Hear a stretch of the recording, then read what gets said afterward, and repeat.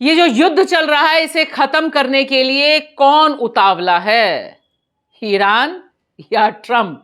यह लाख टके का सवाल है, क्योंकि ट्रंप लगातार बता रहे हैं, हालांकि उनके बताने की क्या ही कहिए, आज कुछ बताते हैं कल कुछ बताते हैं। फिलहाल जो लेटेस्ट है अभी तक का, उसके हिसाब से ट्रंप ने धमकी दी है कि जल्दी युद्ध खत्म कर लो, जल्दी जल्दी, वरना बहुत देर हो जाएगी और फिर युद्ध खत्म करना तकरीबन असंभव हो जाएगा।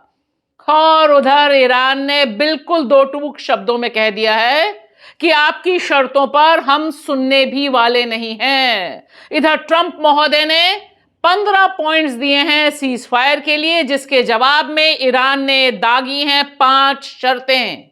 और इन 15 बनाम 5 के बीच युद्ध जितनी बड़ी खाई है, कोई कॉमन पॉइंट नहीं है। लिहाजा युद्ध चलता जा रहा है और ईरान ने अपनी भयावह मार इस समय इजराइल के ऊपर बरपा कर दी है। नमस्कार दोस्तों, मैं आपकी दोस्त भाषा, आप देख रहे हैं बेबाक भाषा पे दो टूक कार्यक्रम। ये ट्रंप है कि मानते नहीं। ट्रंप और ट्रंप का जो युद्ध विराम का फॉर्मूला है, इसे रोज रोज सबसे बड़ा संकट खुद ट्रंप ही पैदा कर रहे हैं। जिस तरह से ट्रंप ने यह ऐलान किया कि हम सब कुछ फिनिश कर चुके हैं, सब कुछ खत्म कर चुके हैं ईरान का, ना नेवी है, ना आर्मी है, ना कोई लीडरशिप है, और फिर इसके बाद कहा कि जल्दी से युद्ध खत्म करो, नहीं तो बहुत देर हो जाएगी और फिर युद्ध विराम का कोई सीन नहीं रहेगा। इसमें यह जो उनका मीम चल रहा है, यह जबरदस्त है, क्योंकि जीत की कहानी इसी गेम से खुलकर सामने आती है। Boom! Boom! Boom! Boom! Mr. President, it's time. Okay. Iran lost their navy. They've lost their air force. They have no radar. We won. और सबसे ज्यादा दिलचस्प है कि ट्रंप ने जो 15 पॉइंट्स भेजे हैं पाकिस्तान के जरिए ईरान को, वह 15 पॉइंट्स और कुछ नहीं है।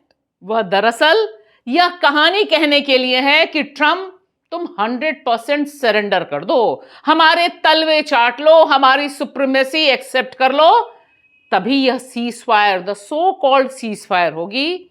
और इसके जवाब में जो 5 शर्तें ईरान ने दागी हैं, वह बता रही हैं कि ईरान सरेंडर के मूड में नहीं है। ईरान खुलकर कह रहा है कि जो उसका हक है वह 1 इंच भी नहीं छोड़ेगा। जो स्ट्रेट ऑफ हार्मुज इस समय ट्रंप, इजराइल और पूरी दुनिया के गले की हड्डी बनी हुई है, उस पर वह 100% कब्जा अभी भी है और आगे भी चाहता है। सिर्फ इतना ही नहीं, फिर ईरान ने दोहराया है कि जितना नुकसान इस युद्ध में हुआ है, उस सब का मुआवजा ट्रंप को देना पड़ेगा। साथ ही साथ यह भी कह दिया है कि खाड़ी के देशों में जितने भी अमेरिका के और अमेरिका के एलाइज के अड्डे हैं, उन सब का खात्मा जरूरी है।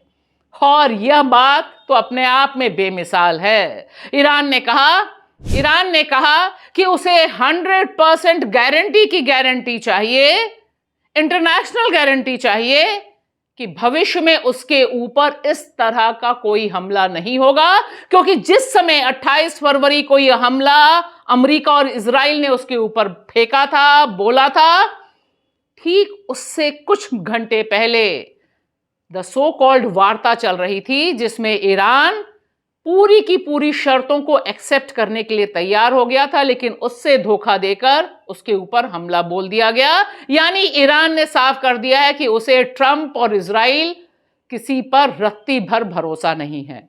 अब देखिए, यह जो 15 बनाम 5 शर्तें हैं, यह बता रही हैं कि इस समय ट्रंप कितने भी उतावले क्यों ना हो जाएं, इस समय ईरान सरेंडर के मूड में नहीं है। और इधर इजराइल के जो खूनी मंसूबे हैं, जो शैतानी मंसूबे हैं, उनकी एक और तस्वीर सामने आई है। पाकिस्तान के एक सोर्स ने रॉयटर्स को बताया है कि किस तरह से इजराइल ईरान के विदेश मंत्री और उनके स्पीकर की हत्या करना चाहता था और इसके लिए पाकिस्तान की हेल्प मांग रहा था। और पाकिस्तान ने डायल किया ट्रंप को और सीधे कहा कि अगर विदेश मंत्री की हत्या होती है या स्पीकर की हत्या हो जाती है ईरान के, तब हमारे पास वार्ता करने के लिए कोई व्यक्ति नहीं रहेगा। और ट्रंप ने ये हत्याएं रुकवाई। इधर इजराइल ने दावा किया है कि उसने अपने हमले में ईरान के नौसेना के हेड की हत्या कर दी है। और इधर ईरान ने हाहाकार मचाने वाला हमला बोला है इजराइल के ऊपर। ऐसा हाहाकार, ऐसी विभीषिका जिसे देखकर इजराइल के भीतर से बड़े पैमाने पर आवाजें उठ रही हैं। और इस पूरे मिशन का नाम है या अली इब्न मूसा।